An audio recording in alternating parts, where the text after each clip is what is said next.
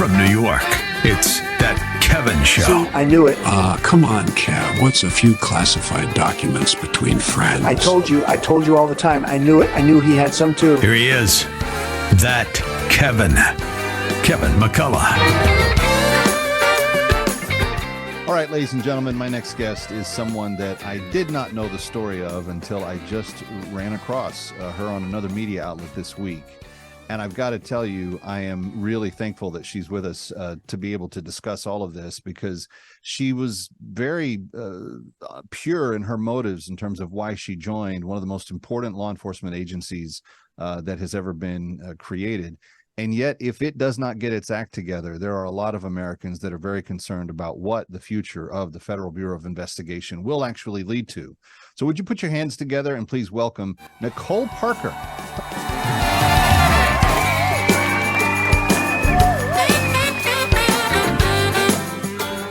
Hello, Nicole. Hi, how are you? Good. I was taken by your biography. You joined the FBI after being very successful in the world of finance.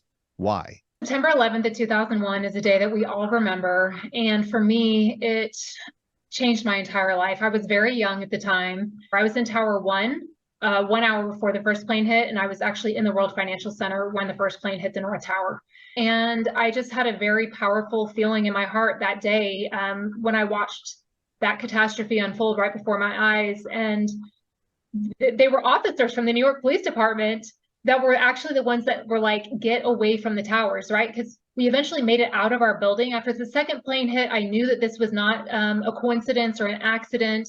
I knew that we were under attack. I was very young. I was far from my family. My boss was actually in Japan that day, and I was just following what everybody else was doing. And I was absolutely terrified.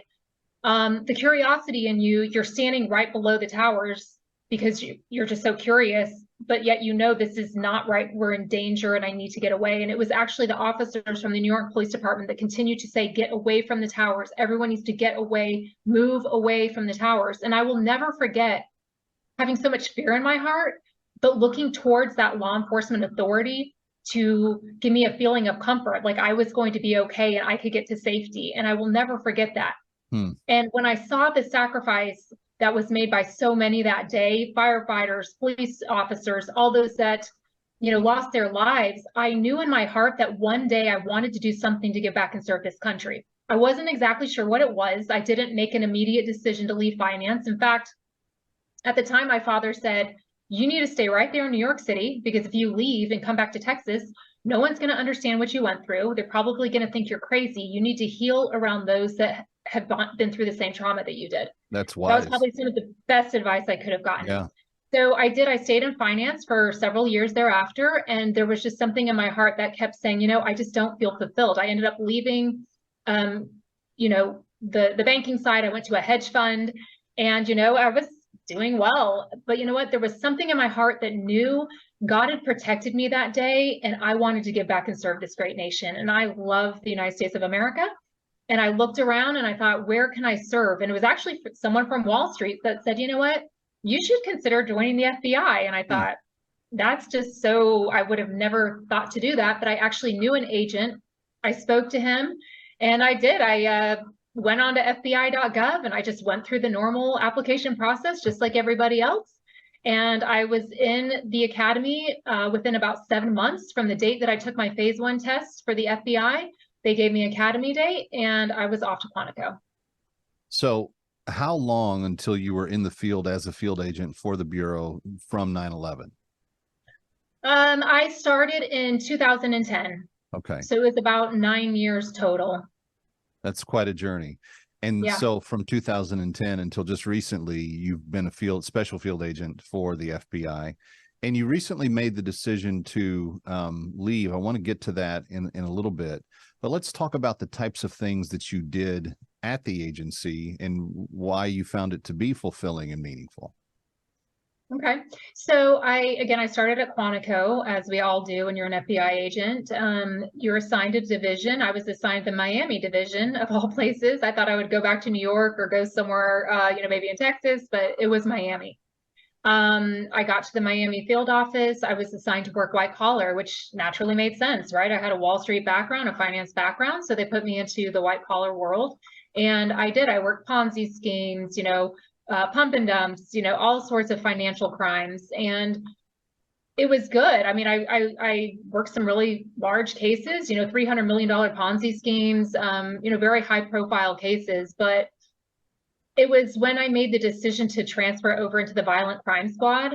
I was in white collar for 4 years, and then there was an opening on the violent crime squad, and I made that decision, and I was selected to move over to the violent crime squad. Then I worked violent crime for the bulk of my career. For the rest of my career, I was working violent crime in one capacity or another.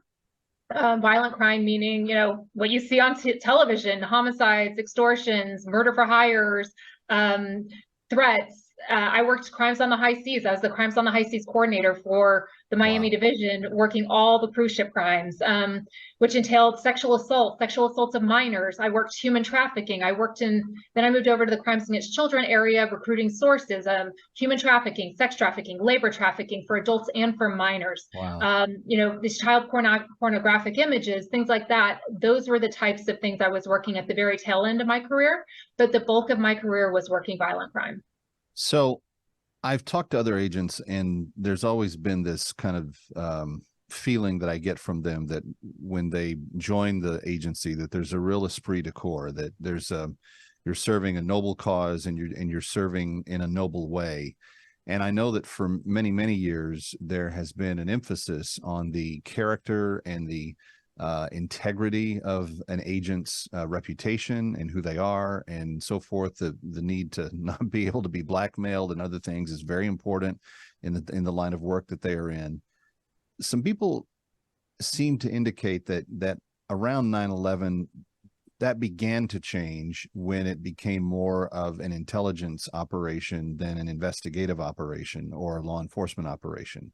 And I'm curious to what degree, since you joined after 9/11, you sensed the kind of honor and the decorum of integrity being kind of torn down for the sneaky and the underhanded and the we have to spy on people to find out what's going on to keep people safe kind of thing. Right. So I think it's important to make that differentiation, right?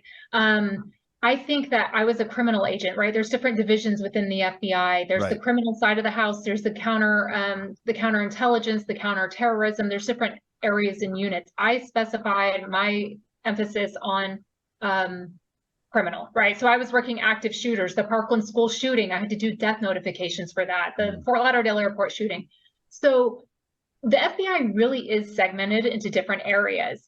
I myself was focusing on the violent crime. And I did come in post 9/11. So I wouldn't have known the difference before or after 9/11, how it changed. But I can tell you, even in the time since I joined in 2010, there was a definite shift from it being more of a criminal emphasis into an intelligence emphasis, where intelligence analysts started going to Quantico with agents, and they were actually in the same class for a portion of their training, which was not the case when I joined the FBI. I was in agent training class, and that was it.